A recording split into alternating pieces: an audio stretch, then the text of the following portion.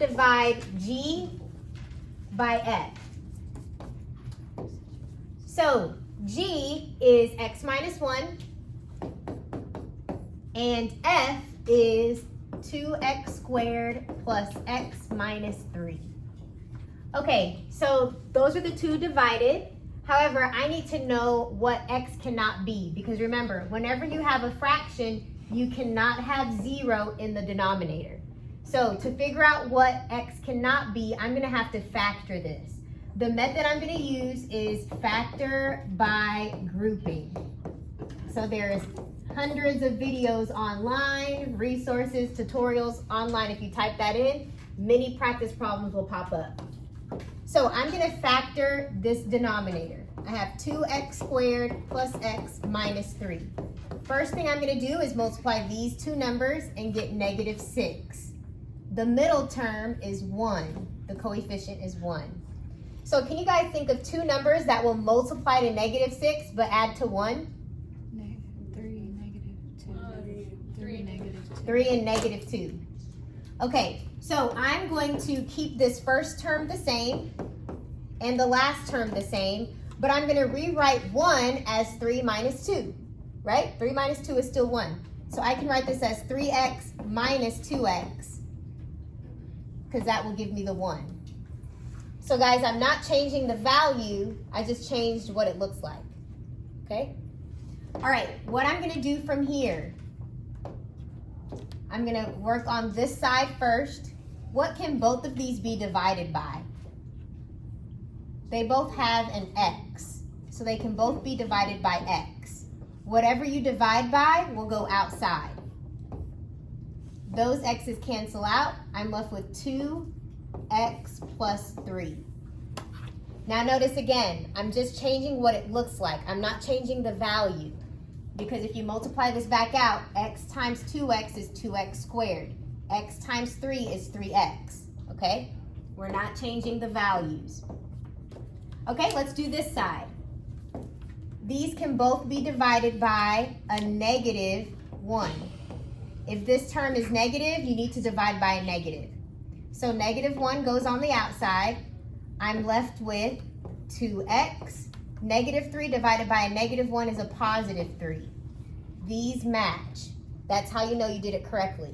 If these do not match, then you did something wrong. You have to go back. So whatever matches will be one of your factors. And what is on the outside? On the outside we have x and a minus 1. That is your other factor. Okay, so now that we factored this, I can rewrite my denominator as x minus 1 and 2x plus 3. Okay, so that's what it looks like now. And remember, you do not want 0 in the denominator. So what value could you plug in here to give you 0? 1. Right. If you plugged in a 1 right here, 1 minus 1 is 0, and 0 times any of this would give you 0. So x cannot be 1. And what about for this one? How do you figure it out?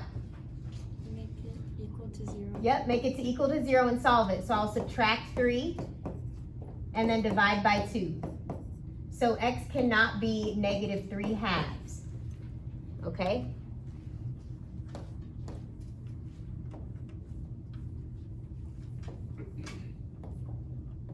All right, so those are the two values that would give you 0 in the denominator. So we can't be that.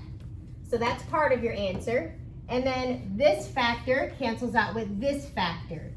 So 2x plus 3 is still in the denominator. That needs to stay in the denominator. And you can just put a 1 in the top. So this is your full answer. When you do G divided by F, you get this. And x cannot be 1 or negative 3 halves. And if you want to be perfect, textbook style, put these numbers in order. X cannot be negative 3 halves or 1.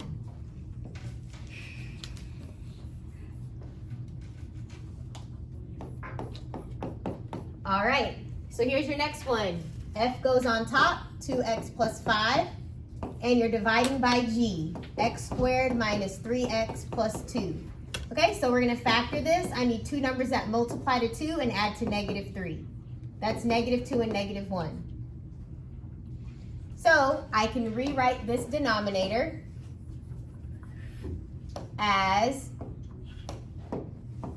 x minus 2 and x minus 1. Does anything cancel? Does any of the factors cancel? Look at this example. You see how these are identical factors?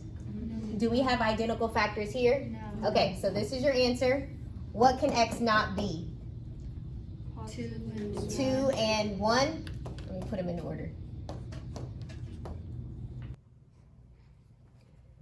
This is a composition problem. They give the two functions f and g, and they want you to find f of g of negative 5. This can also be written as you put the negative 5 inside of g, and you put that inside of f. This also reads f of g of negative 5. Okay, so let's figure this out. These mean the same thing, just different formats. So I'm gonna plug negative 5 into g. We're gonna find g of negative 5. So I'm gonna erase this x, and I'm plugging in negative 5. So g of negative 5 is equal to negative 10. So I can erase g of negative 5 and put negative 10. Now I'm going to find f of negative 10. So I'm going to erase x, and I'm substituting negative 10. Negative 10 squared is 100, because negative 10 times negative 10 is a positive 100. Plus 4, you get 104.